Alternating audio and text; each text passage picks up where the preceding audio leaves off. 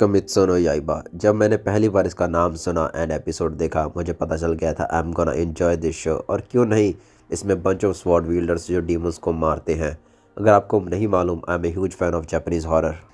ऊपर से इसका आर्ट इतना खूबसूरत, एनिमेशन बाय यूएफओ टेबल जो इसकी मांगा के ग्राफिक्स को और भी विजुअली अपीलिंग बनाती है शो में। अगर आपको हिस्ट्री पसंद जो वॉर एंड ब्लड से भरी हो तो give it a try to Japanese history, काफ़ी फैसिनेट करेगी आपको। शो सेट है ताइशो एरा में जो जुलाई 1912 से लेकर दिसंबर 1926 तक था। ज़्यादा पुराना नहीं लगता ना।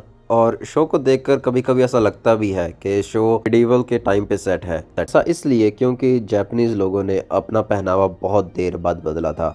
अराउंड मेजी एरा, जब जापान ने वेस्टर्न कंट्री के साथ ट्रेड करना शुरू किया था। ये अराउंड मेजी एरा अर्ली 1900 से शुरू हुआ था।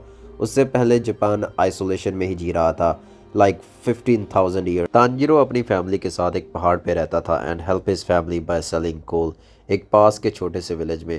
जब वो वापस घर जा रहा होता है, एक ओल्ड मैन उसे रोककर अपने घर पे को बुलाता है क्योंकि रात में डीमंस बाहर निकलते हैं। तांजीरो को ये सब बस बनी बनाई कहानियां लगती थी, लेकिन जब वो सुबह अपने घर की तरफ जाता है, ही स्मेल समथिंग। और हाँ, तांजीरो की नोज काफ़ी तेज है, वो काफ़ी दूर से सूंघ सकता है। इसे उसकी सुपर पावर मान लो।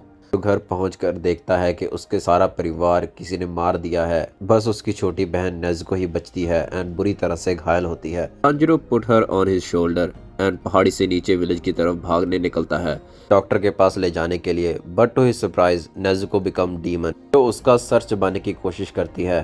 तांजीरो नेज़ुको को शांत करने की काफ़ी कोशिश करता है, उसे समझाता है। और जब नेज़ुको शांत होने वाली ही होती है, मैन ने Tomioka sportsman from Demon Slayer Corps वहाँ पे आ जाता है टू किल नेज़ुको। अपनी बहन को बचाने के लिए तांजीरो गियो से लड़ता है, लेकिन जब गियो देखता है नेज़ुको को डीमन में बदलने के बाद भी वो तांजीरो को प्रोटेक्ट कर रही है, वो शॉक हो जाता है। Demon slayers job is to eradicate the demons. कोई भी डीमन अच्छा नहीं होता एंड सभी डीमन इंसानियत के दुश्मन हैं।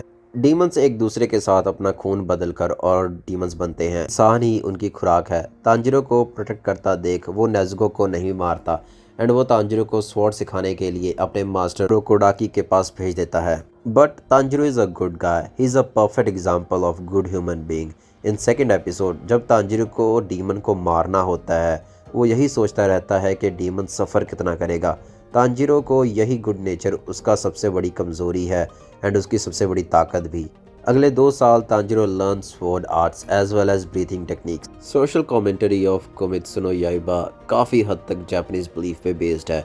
इन वेस्टर्न मॉडर्न सोसाइटी माना जाता है कि इंसान जो के साथ पैदा होता है अच्छाई और बुराई, लेकिन जापान में माना जाता है कि हर इंसान अच्छा ही पैदा होता है। आसपास की सोसाइटी, आसपास के लोग, आसपास का नेचर उसे बुरा बनाता है, उसमें ईवल पैदा करता है। हीरो का दिल एकदम साफ है, इसलिए उसे डीमंस का दर्द भी दिखाई देता है, वो उसे महसूस कर सकता है। डीमंस इन किमित्सु नो याइबा पैदा नहीं होते, उन्हें बनाया जाता है। वो कहीं नर्क से नहीं निकलते, उन्हें एक दूसरे का ब्लड खून देकर बनाया जाता है।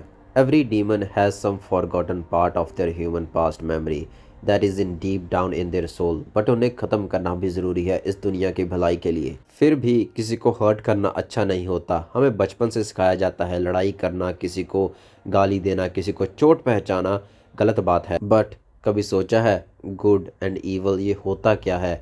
कैसे पता लगता है कि ये इंसान बुरा है और ये अच्छा है? एग्जाम्पल के तौर पे, अगर मैं हज़ारों लोगों का सहारा बनूं, उन्हें खाना खिलाऊं, हॉस्पिटल के बिल दूं, उन्हें नए कपड़े दिलाऊं, एक चैरिटी करूं, और दूसरी तरफ मैं कुछ 3-4 इंसानों को मार डालूं, डू यू जज me as a good person और ईवल पर्सन? क्या हज़ारों लोगों की जान की कीमत कुछ 100 लोगों की जान से ज़्यादा होती है? If you know the answer please let me know.